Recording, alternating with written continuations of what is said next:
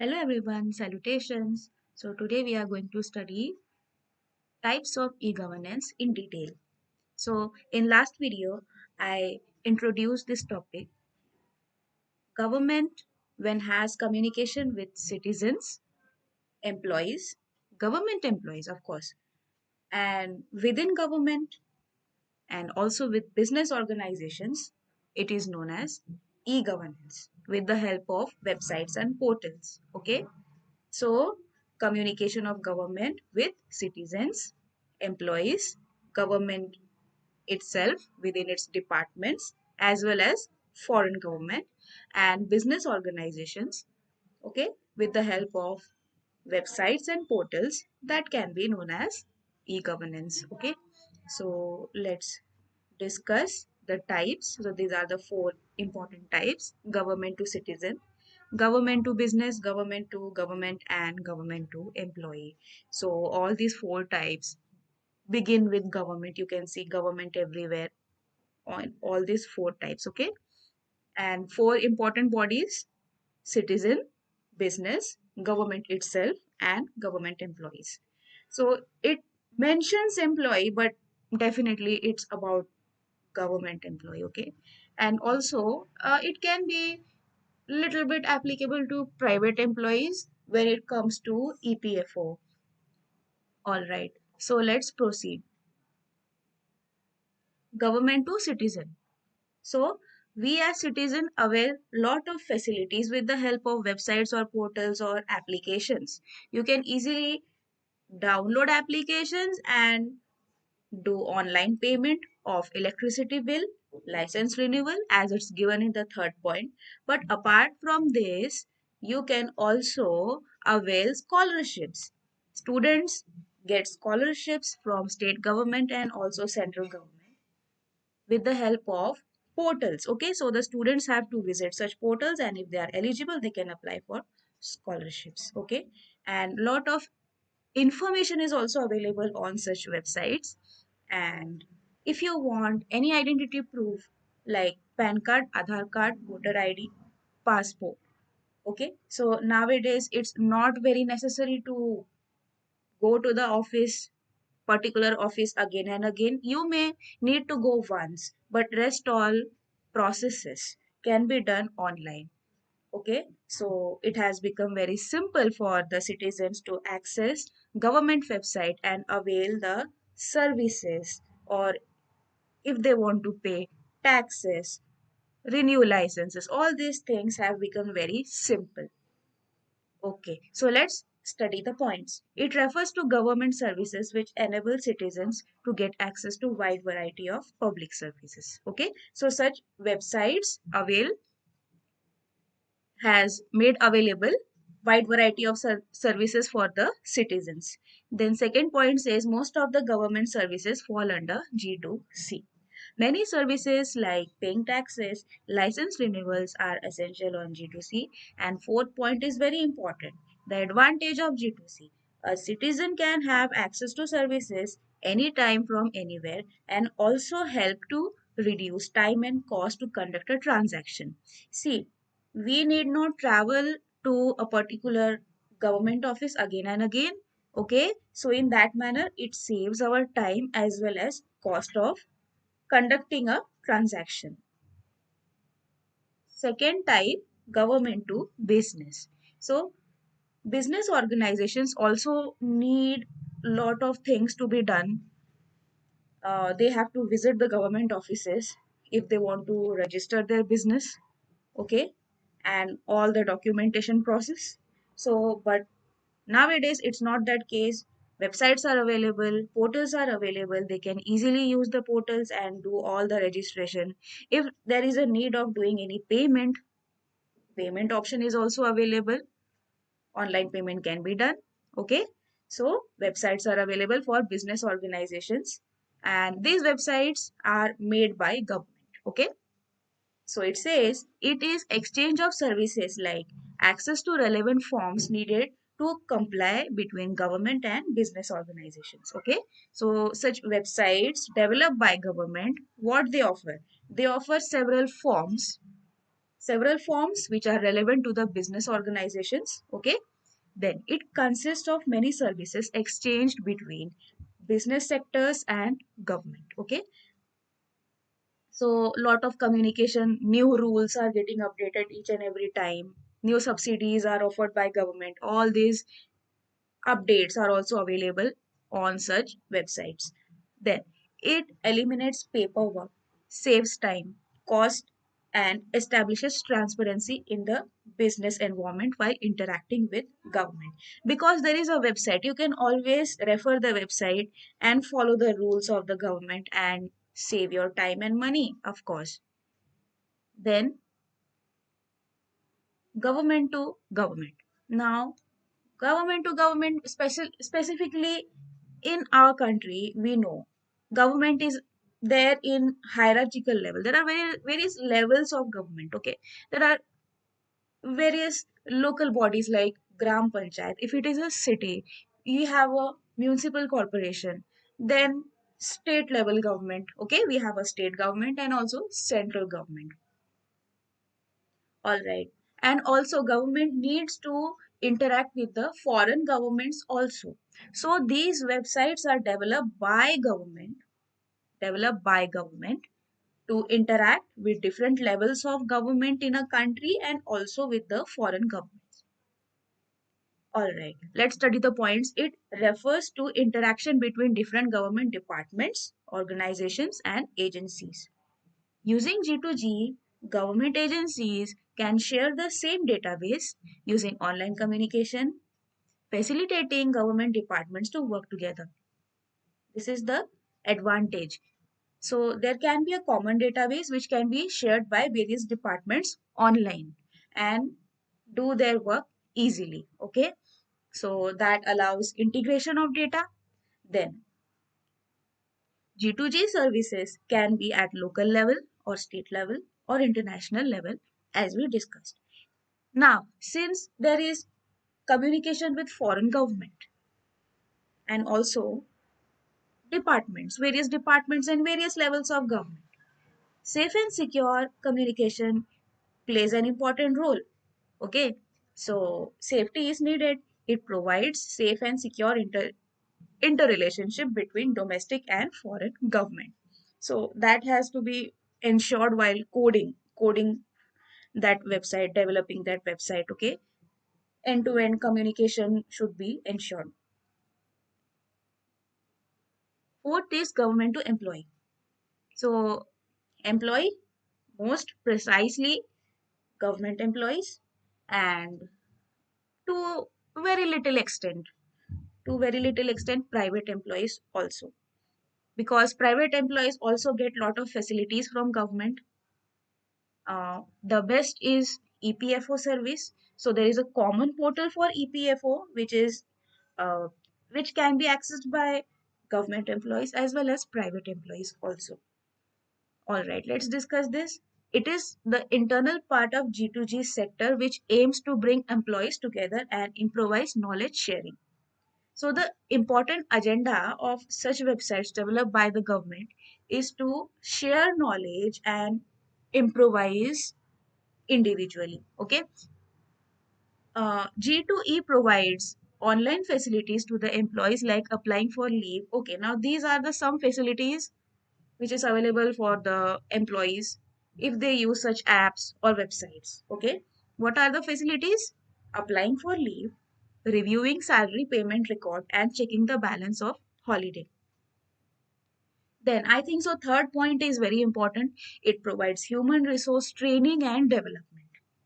Okay, so there is actually no need to physically visit a venue and attend a meeting or a training. These websites or these apps, okay, depends on where you are using. If you are using on a computer, you need to use a application. Okay, if you are or a website, or if you are using a mobile app is very suitable, but definitely website can also be used. Okay, depends on the person. It provides human resource training and development. And the fourth point is it is also relationship between employees, government institutions, and their management. Three things to consider when it comes to G2E, that is employees, government institutions, and their management. Okay, so these were the four important types of e-governance, and these websites are developed by government to have communication with whom? With citizens, business, business organizations, then employees, maybe definitely government employees, and to a little extent private employees also, and government itself, okay, within its departments or different level of governments as well as foreign government.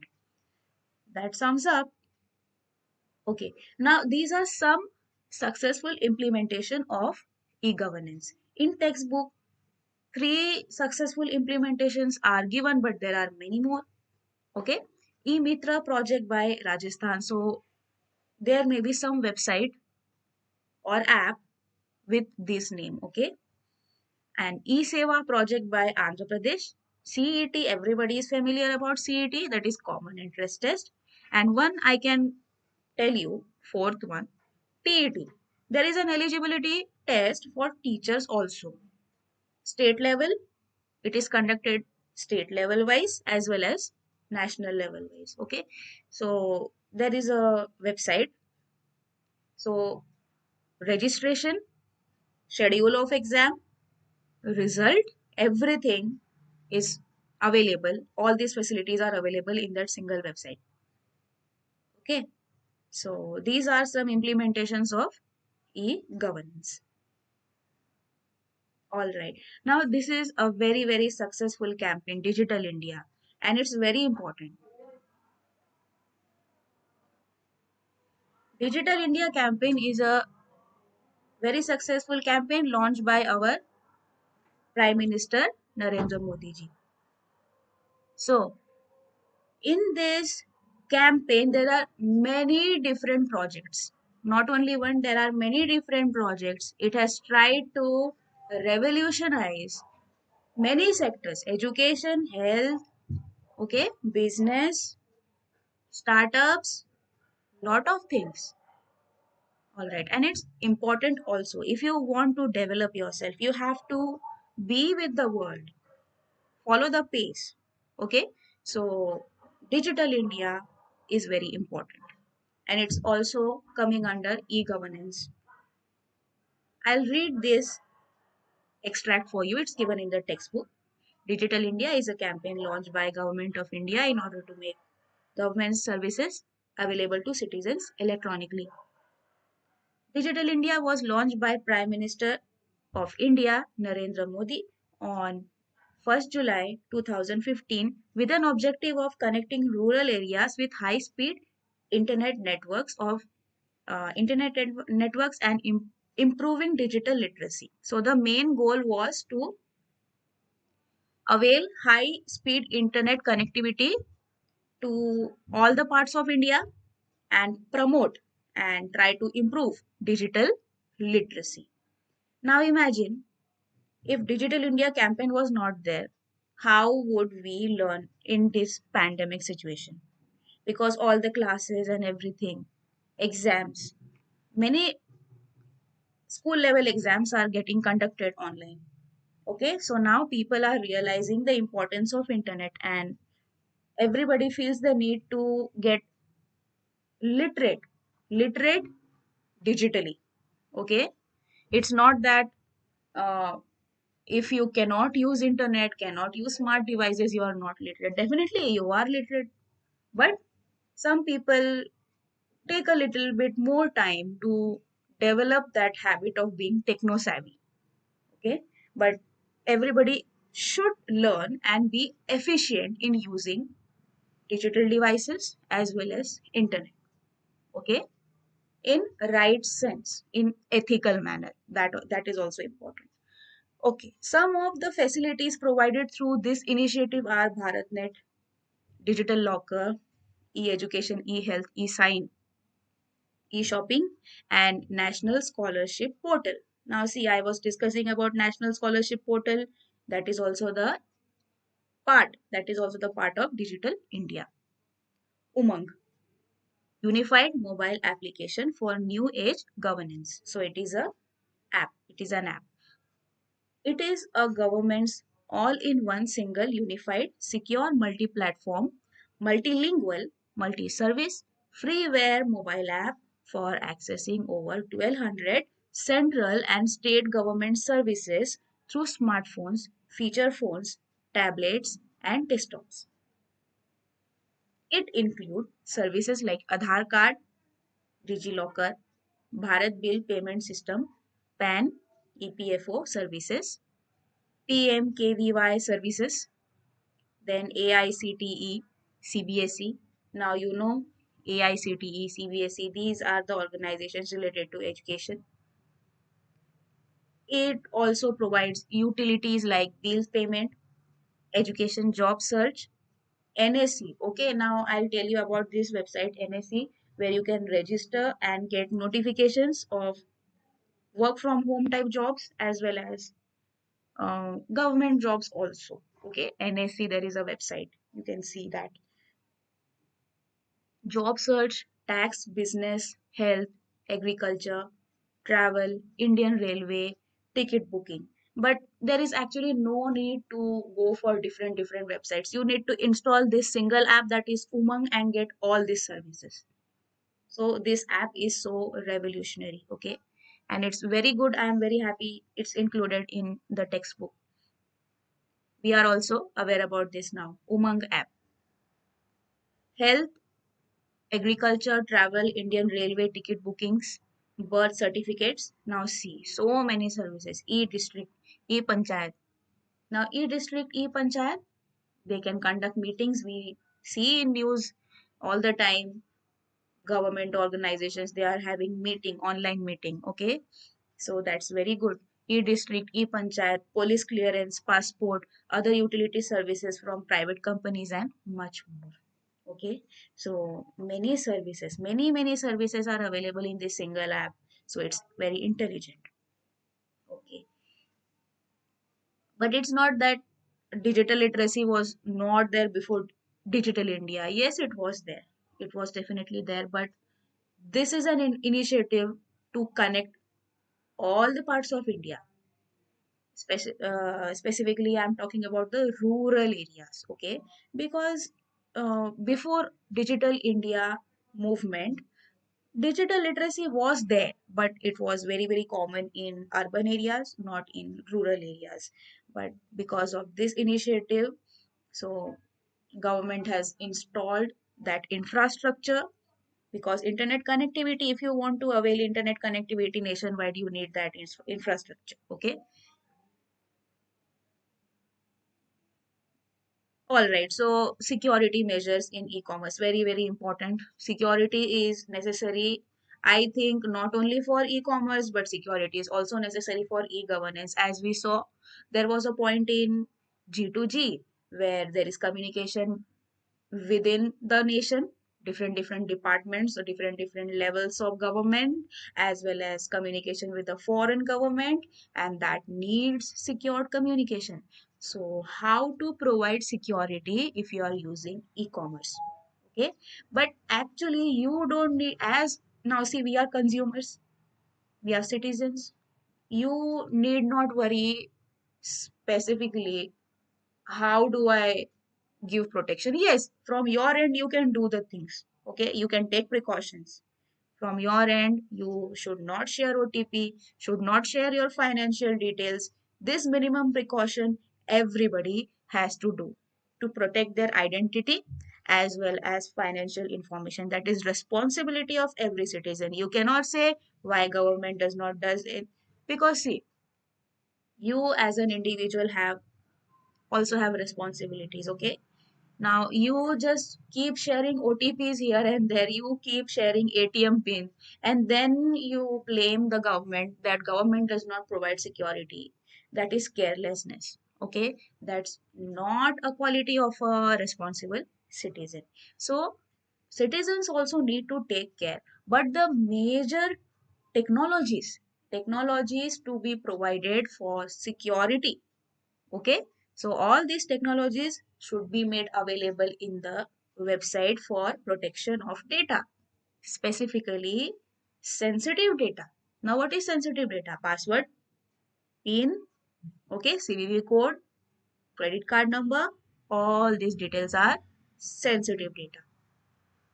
Okay, so security has to be provided by the e-commerce websites, e-governance websites, and also citizens need to take care of their financial information.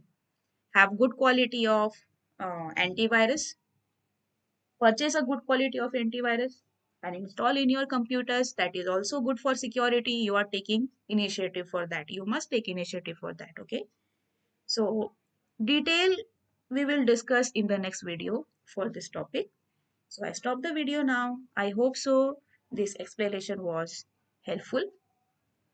Okay. And I'm very thankful that you watch the videos, subscribe, and also share the videos. I'm very thankful to you all. If you have not subscribed, please subscribe and encourage me. I really get a lot of encouragement from you. Very positive comments I'm getting. I'm very, very thankful.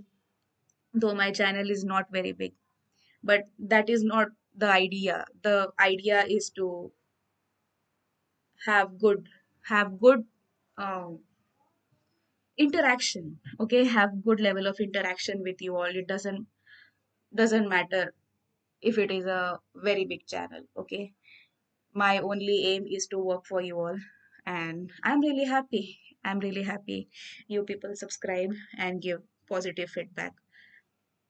Thank you. Thanks. Take care, everybody.